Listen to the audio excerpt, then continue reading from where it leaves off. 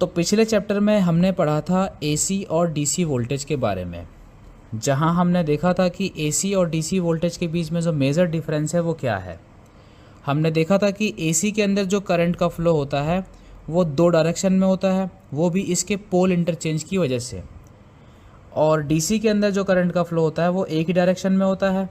इन्हीं सब चीज़ों को हम इस चैप्टर के अंदर जो है वो प्रैक्टिकल करके देखने वाले हैं कि क्या वाकई के अंदर एसी के अंदर जो करंट का फ्लो है वो दोनों डायरेक्शन में होता है या फिर नहीं। साथ ही साथ हम क्या करेंगे, हमारे जो एसी के साइन वेव, साइनसॉइडल वेव है, उसको हम लोग डीएसओ की मदद से देखेंगे और उससे हम लोग एसी को डीसी में कन्वर्ट करके देखेंगे, जिससे कि हमें बेहतर समझ में आए। तो सबसे पहले हम इस सर्किट को जो है यहाँ पर बनाएंगे। तो इस सर्किट को बनाने के लिए अगर आप देखेंगे तो सबसे पहले ये हम बनाएंगे एसी वाला। इस एसी वाले सर्किट को बनाने के लिए सबसे पहले हमने यहाँ पर जो एक बल्ब लिया है 200 वाट का, देख सकते हैं ये बल्ब है हमारे पास 200 वाट का। इस बल्ब को जो है 220 वोल्ट हम देंगे सीधी सप्लाई, जिस तरीके से यहाँ पर हमने फिगर में दिखाया है आपको।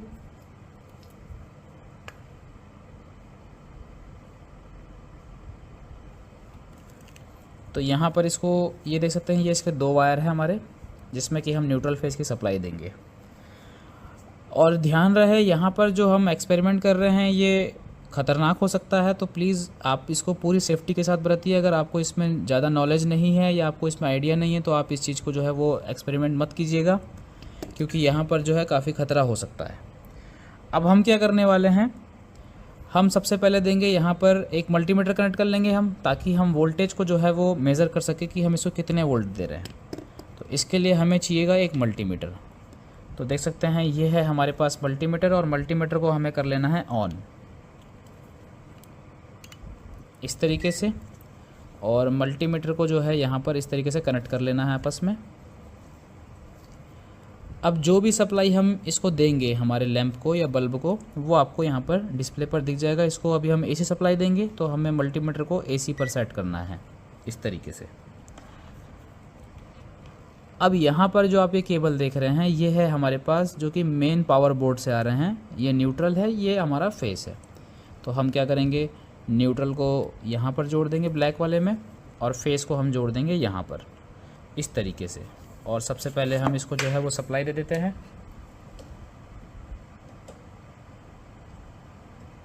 तो देख सकते हैं यहाँ पर जो हमारा लैंप है वो ग्लो हो गया है, और 231 वोल्ट जो है हमारे लैंप को जो है यहाँ पर सप्लाई मिल रही है। साथ ही साथ अगर आप देखेंगे तो यहाँ पर 50 हर्ट्ज का इसको जो है वो फ्रीक्वेंसी भी मिल रही है, जो कि हमारी होती है एसी के अंदर।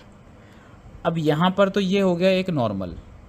अब इसके अंदर हम क्या करेंगे, इसके करंट के फ्लो को चेक करने के लिए हम क्या करेंगे, बीच के अंदर जो है यहाँ पर एक डायोड लगा देंगे।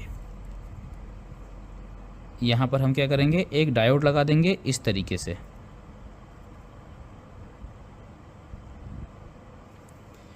तो मैंने आपको बताया था कि हमारे एसी के अंदर क्या होता है कि एक टर्मिनल पर पहले कंडीशन में मान लेते हैं यहाँ पर नेगेटिव होगा, तो इस वाले टर्मिनल पर होगा पॉजिटिव, और हर 10 मिलीसेकंड के बाद जो है यहाँ पर ये जो चीज़ें हैं आपस में चेंज हो जाती है। और डीसी के अंदर क्या होता है, प्लस अपनी जगह पर होता है, माइनस अपनी जगह पर होता है। तो इसलिए यहाँ पर जो करंट है वो एक ही डायरेक्शन में फ़्लो करता है। अब अगर हम इस तरीके से मान लेते हैं इसको कि अगर हमारा सर्किट जो है इस तरीके से होगा, तो इस कंडीशन में जो है अगर मान लेते हैं इस वाले टर्मिनल पर जो है हमारे पास पॉजिटिव है और इस वाले टर्मिनल पर अगर हमारे पास नेगेटिव है, तो ये वाला लैंप जो है वो काम करेगा, क्योंकि डायोड जो है वो फॉरवर्ड बायस कंडीशन में है। ठीक है। लेकिन अगर यहाँ पर हम इसको इस तरीके से, हमारा 10 मिलीसेकंड के बाद अगर पोल चेंज होगा तो उस समय हमारा लैंप जो है वो बंद हो जाना चाहिए। मतलब हमारे इस लैंप को जो है वो हाफ साइकिल मिलेगा। अब अगर इस डायोड को लगाने से ये लैंप अगर ग्लो करता है तो ये समझ लेंगे कि एक डायरेक्शन में जो है हमारा फेस आ रहा है, जो कि लैंप को ग्लो करवा रहा है। और इसी तरीके से हम क्या करेंगे, इस सर्किट को है जो बना लेते हैं। पहले यहाँ पर देख सकते हैं ये एक डायोड है हमारे पास, और ये फेस वाली साइड जो है हमने कैथोड रख दिया है इस जगह पर, और यहाँ पर जो है ये लोड है हमारा, ये लैंप से हम इसको कनेक्ट कर देते हैं इस तरीके से। अब क्या होगा, अब हमारे इस बल्ब को हाफ साइकिल मिलेगा। जिसकी वजह से एक तो इसकी रोशनी कम हो जाएगी और इसको जो वोल्टेज है वो भी कम मिलने लगेंगे। तो यहाँ पर जो वोल्टेज है वो भी हम देख लेंगे और जो लैंप की रोशनी है वो भी आपको दिख जाएगी। तो यहाँ पर हम सबसे पहले सप्लाई कनेक्ट करते हैं इसमें। अब तो देख सकते हैं लैंप की जो रोशनी है वो कम हो गई है और लैंप जो है इस तरीके से फ्लक्चुएट कर रहा है। इसका मतलब हमारे जो इस लैंप को अभी हाफ सप्लाई मिल रही है, मतलब एक तरफ से अब इसका करंट फ्लो हो रहा है। लेकिन अगर इसी सेम चीज़ को हम यहाँ पर डीसी के अंदर अप्लाई कर देते हैं, इसी तरीके से अगर हम इसको डीसी में यहाँ पर अप्लाई कर देंगे, इस तरीके से, तो ये सर्किट हमारा काम करना बंद कर देगा, क्योंकि इसके अंदर करंट का फ्लो जो है वो एक ही तरफ होता है। और यहाँ पर ये डायोड के कैथोड वाला टर्मिनल है, यहाँ पर क्या आ गया है, हमारे पास आ चुका है पॉजिटिव। तो पॉजिटिव जो है कैथोड से कभी भी जो है वो निकल नहीं सकता। इसका मतलब यह है कि इस समय ये सर्किट काम नहीं करेगा। तो देख सकते हैं ये है हमारे पास एक और लैंप जो कि 12 वोल्ट पे इसको हमें चलाना है डीसी पर। तो ये है हमारे पास 12 वोल्ट के कनेक्शन। इसको हम सबसे पहले इस तरीके से जो है वो ऑन करके देख लेते हैं। तो देख सकते हैं लैंप अभी हमारा ग्लो कर रहा है। अभी इस कंडीशन में ये लैंप ग्लो कर रहा है। अब हम क्या करेंगे, इसके पॉजिटिव वाले टर्मिनल पर, ये देख सकते हैं ये डायोड ले लेते हैं यहाँ से, इसके पॉजिटिव वाले टर्मिनल पर हमने क्या कर दिया, कैथोड कनेक्ट कर दिया है। और अब इसको जब हम यहाँ पर लगाएंगे तो देख सकते हैं यहाँ पर हमारा जो लैंप है वो काम करना बंद कर दिया है। अब यहाँ पर तो क्या है कि अगर हम इस डायोड को एसी के अंदर उल्टा भी लगा देंगे तो भी ये हमारा लैंप काम करेगा, क्योंकि यहाँ पर करंट का फ्लो दोनों डायरेक्शन से होता है। और यहाँ पर अगर देख सकते हैं यहाँ पर हमने एक बार लगाया तो अभी ये हमारा काम नहीं कर रहा है। तो हम क्या कर सकते हैं, इसको हम यहाँ पर उल्टा करके भी एक बार देख लेते हैं एसी के केस में, इस तरीके से। ठीक है, तो पहले हमने क्या किया था, कैथोड रखा था कहाँ पर, फेस की तरफ, मतलब इसके इनपुट की तरफ। अब हम इसको कर देंगे आउटपुट, मतलब हमारे लैंप की तरफ, कैथोड वाले टर्मिनल को। देख सकते हैं ये लैंप की तरफ है कैथोड, इस तरीके से कैथोड को हमने लगा दिया है लोड की तरफ, और ये है हमारे पास फेस। इस कंडीशन में भी जो है हमारा ये लैंप काम करेगा जिस तरीके से पहले कर रहा था। वोल्टेज को भी हम चेक कर सकते हैं यहाँ पर। इसको ऑन कर लेते हैं और इसको भी जो है हम सप्लाई दे रहे हैं। देख सकते हैं वोल्टेज भी इसको जो है वो आधे मिल रहे हैं। तो यहाँ पर क्या हो रहा है कि करंट का जो फ्लो है वो दोनों डायरेक्शन पे है, इसलिए डायोड चाहे आप किस तरीके से भी लगा दिए, एक समय के लिए तो डायोड आपका फॉरवर्ड बायस होगा ही होगा। अब यहाँ पर हम क्या कर सकते हैं, इससे तो हमें ये समझ में आ गया है कि अगर हम यहाँ पर एक और डायोड लगा देते हैं, वो भी इस तरीके से कॉमन कैथोड कंडीशन में, तब जाकर के हमारा ये सर्किट बंद होगा, तब जाके हमारा करंट का जो फ्लो है वो रुकेगा। अब यहाँ पर तो देख सकते हैं इस कंडीशन में हमारे डायोड ने काम जो है वो नहीं किया, क्योंकि हमारा जो करंट है वो एक डायरेक्शन में फ्लो हो रहा है। तो डीसी के अंदर आपको समझ में आ गया कि इस कंडीशन में जो है हमारा सर्किट काम नहीं करेगा। लेकिन अगर हम एक डायोड को एसी के अंदर लगाते हैं और उसको किसी भी कंडीशन में, या तो हम कैथोड को इस तरफ रखते हैं या इस तरफ रखते हैं, तो दोनों ही कंडीशन में हमारा जो लैंप है वो काम कर रहा है। तो इससे ये समझ में आता है कि एसी के अंदर जो करंट का फ्लो है वो दोनों डायरेक्शन में होता है और डीसी के अंदर जो है वो एक ही डायरेक्शन में होता है, जिसकी वजह से हमारा जो लैंप है वो ग्लो नहीं कर रहा है। इस चीज़ को जो है वो आप प्रैक्टिकल भी कर सकते हैं। तो अब हम देखने वाले हैं कि एसी के अंदर जो इस तरीके से साइन वेव होती है हमारी, इसको हम डीएसओ की मदद से देखेंगे, और इसके बारे में जो हमने आपको पिछली बार बताया था उसको हम प्रैक्टिकल करके देख लेते हैं कि कितनी इसकी पीक है, कितना इसका जो पीरियड का टाइम है, वो सारी चीज़ें हैं। तो यहाँ पर हमारे पास देख सकते हैं ये है डीएसओ, जिससे कि हम इस तरीके के ग्राफ को चेक कर सकते हैं। अब हमें यहाँ पर क्या करना है, हमें एसी सप्लाई लेना है। तो इस वाले टर्मिनल पर देख सकते हैं जो हमने बल्ब से कनेक्ट किया था, इसको हम निकाल लेते हैं और यहाँ पर जो है डीएसओ कनेक्ट कर लेते हैं इस तरीके से। अब यहाँ पर जो हम वोल्टेज टेस्ट करने जा रहे हैं डीएसओ से, वो हाई वोल्टेज है, तो हमें प्रोब को जो है वो 10x पे रखना है, जिससे कि हमारे इस डीएसओ को जो सिग्नल है वो 10 गुना छोटा होकर के मिलेगा, क्योंकि हमारा जो डीएसओ है वो इतने बड़े वोल्टेज को डिस्प्ले पर नहीं दिखा सकता। तो इसको हम लोग यहाँ पर ऑन कर लेते हैं।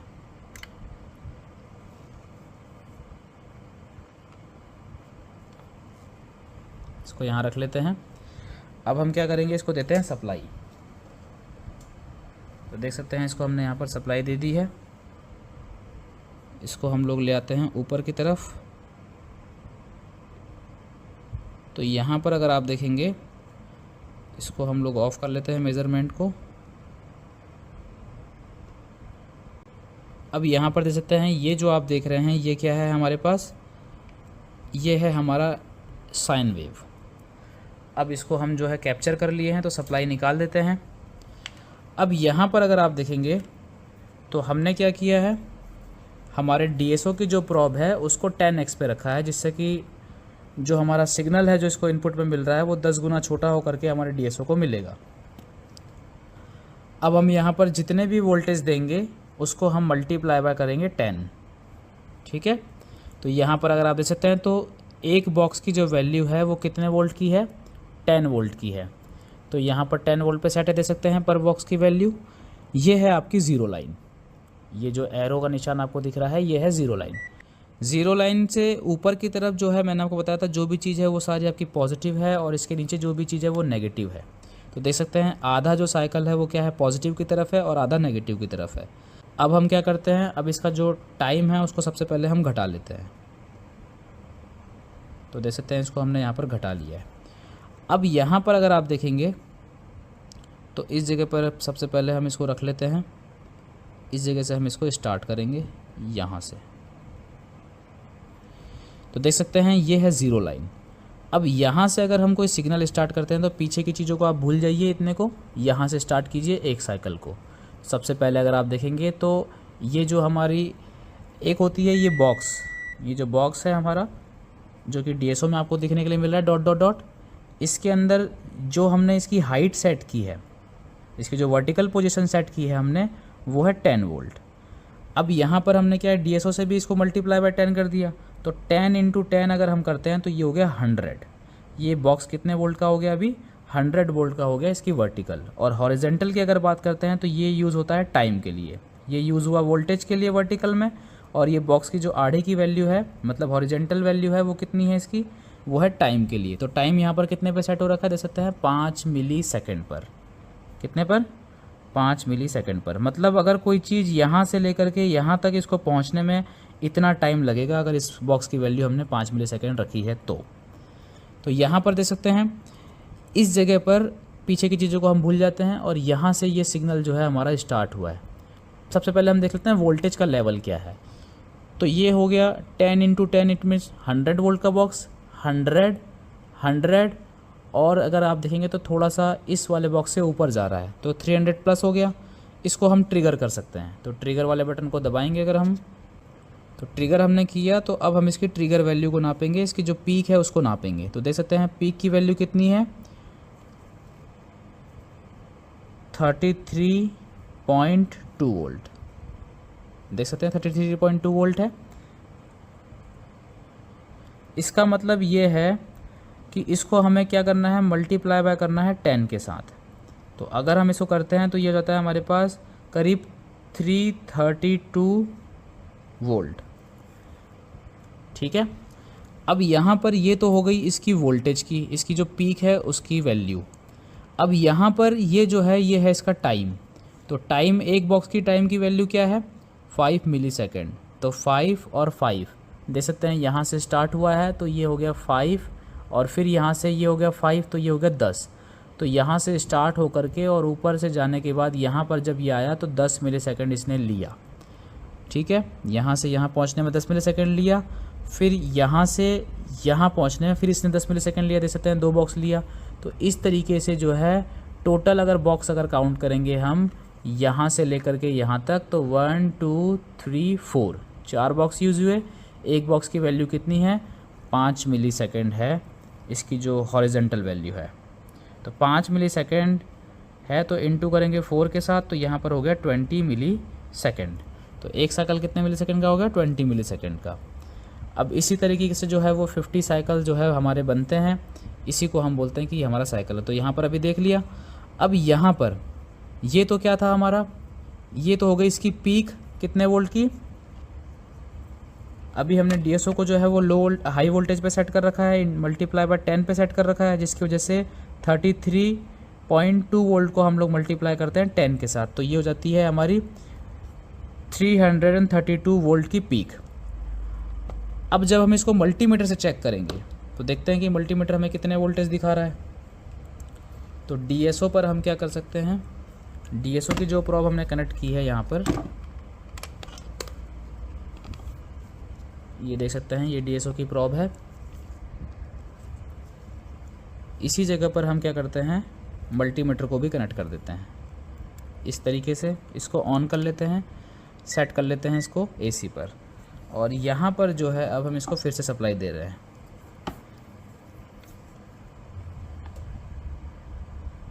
तो देख सकते हैं यहाँ पर जो हमें वोल्टेज मिल रहा है ये है हमारी RMS वैल्यू, इट मीन्स इसकी एवरेज वैल्यू। तो हम क्या करेंगे, और मैंने आपको दिखाई दिया है कि हमारे पास जो इसकी पीक वैल्यू है वो 330 वोल्टेज प्लस है।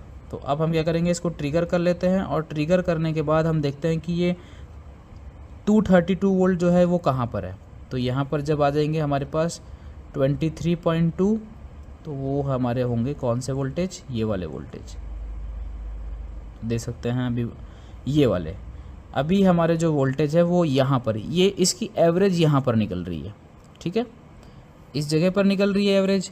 तो वो जो एवरेज है वो हमें मल्टीमीटर दिखा रहा है, इसी को हम बोलते हैं, ये क्या करता है, इसका रूट मीन स्क्वायर निकाल के आपको दिखाता है।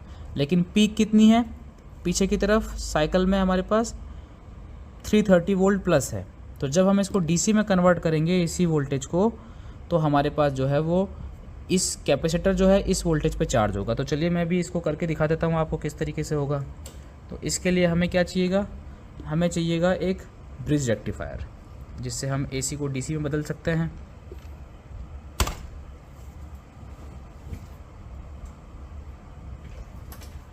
तो यहाँ पर अगर आप देखेंगे तो ये है हमारे पास ब्रिज रेक्टिफायर।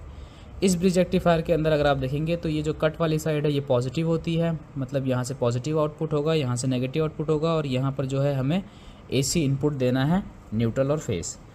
तो ये तो आपने देख ही लिया कि AC के अंदर किस तरीके से साइन वेव आपको देखने के लिए मिलेगी। अब हम क्या करेंगे, इसको मैंने यहाँ पर सप्लाई दे दी है, ठीक है, और सप्लाई देने के बाद जो है DSO की मदद से हम क्या करेंगे, इसका जो आउटपुट है, तो अब इससे जो आउटपुट निकलेगा वो हमारा क्या होगा, पल्सेटिंग DC होगा। ब्रिज रेक्टिफायर से जो हमें आउटपुट देखने के लिए मिलता है वो पल्सेटिंग DC होता है, जब तक कि हम कैप्चर अटैच नहीं करेंगे तब तक। तो हम यहाँ पर क्या कर सकते हैं, इस DSO की नेगेटिव वाली प्रॉब को हम कनेक्ट कर देंगे इसके नेगेटिव से, और इसके पॉजिटिव को हम कनेक्ट कर देंगे इसके पॉजिटिव से। तो यहाँ पर अगर आप देखेंगे तो ये जो हमें मिल रहा है ये क्या है हमारे पास, ये है हमारे पास फुल वेव DC, जिसको हम पल्सेटिंग DC बोलेंगे, क्योंकि यहाँ पर देख सकते हैं नेगेटिव साइकिल नहीं है। अब यहाँ पर अगर इसकी पीक को हम देखते हैं तो इसकी पीक कितनी है, इसकी जो पीक वैल्यू है वो है 33.2 वोल्ट। इसको हम लोग मल्टीप्लाई करेंगे किससे, 10 के साथ, क्योंकि प्रॉब जो है वो मल्टीप्लाई पर 10 पे सेट है। तो यहाँ पर जो है वोल्टेज हमें मिलेंगे ये वाले, जब हम इसको DC करेंगे। तो अब सबसे पहले चेक कर लेते हैं कि विदाउट कैपेसिटर जो है हमें कितने वोल्ट मिल रहे हैं। तो इसको हम सेट करते हैं किस पे, DC पर, और यहाँ पर जो है कनेक्ट कर देते हैं हमारे ब्रिज रेक्टिफायर के आउटपुट पे। तो इसको हम कनेक्ट कर देते हैं कुछ इस तरीके से यहाँ पर। तो देख सकते हैं हमें जो DC वोल्टेज मिल रहे हैं वो अभी मिल रहे हैं कितने, 209 वोल्ट, ठीक है, और पीक कितने वोल्ट की है, 332 वोल्ट की। अब हम क्या करेंगे, इस कैपेसिटर को जो है वो यहाँ पर कनेक्ट करेंगे इसके किसके साथ, इस ब्रिज रेक्टिफायर के पॉजिटिव और नेगेटिव के साथ। देख सकते हैं नेगेटिव वाले टर्मिनल को हमने नेगेटिव तरफ रखना है, इस तरफ कट है, तो यहाँ पर हमारा क्या है, पॉजिटिव है। तो जैसे ही मैं इस कैपेसिटर को यहाँ पर कनेक्ट करूँगा तो आप देखेंगे कि ये जो इसकी पीक है, इस पीक पे जो है हमारी एक लाइन आ जाएगी सीधी, ये अभी हमारे पास है पल्सेटिंग DC। जैसे ही हम इस कैपेसिटर को यहाँ पर कनेक्ट करेंगे, देख सकते हैं यहाँ पर एक सीधी लाइन आ गई। अब ये जो कैपेसिटर है ये क्या हो गया, उसकी पीक पे चार्ज हो गया, और वोल्टेज अगर आप देखेंगे तो यहाँ पर जो वोल्टेज है ये हमारे क्या हो गए, बढ़ गए। इसको हम बोलते हैं, ये हमारे क्या थे, जो इसकी पीक थी वो थे नॉन RMS वोल्टेज, और जो ये आपको वोल्टेज अभी दिखा रहा था AC के केस में वो थे आपके RMS वोल्टेज। तो यहाँ पर फिर से मैं आपको दिखाता हूँ एक बार, देख सकते हैं कैप्चर लगाते ही जो है हमारा जो पल्सेटिंग डीसी था वो प्योर डीसी में तब्दील हो गया। तो यहाँ पर आपको समझ में आ गया होगा कि किस तरीके से जो है एसी को जब हम डीसी में बदलते हैं तो हमारे वोल्टेज जो है बढ़ जाते हैं, क्योंकि हमारा जो कैप्चर है वो इसके पीक पे चार्ज हो जाता है। तो अब इसकी सप्लाई हटा देते हैं पहले। तो इस तरीके से जो है वो आपको समझ में आ गया होगा कि एसी के अंदर जो है वो करंट का फ्लो किस तरीके से जो है वो 2 डायरेक्शन में है और इसके अंदर किस तरीके से 1 डायरेक्शन में है। और यहाँ पर आपको पीक वगैरह जो है, जो भी साइकिल वगैरह के बारे में थी, वो सारी चीज़ें आपको समझ में आ गई होगी। अब इस चैप्टर के बाद जो है वो आपको टेस्ट देना है और अपनी नॉलेज को बढ़ाना है। Thank you so much.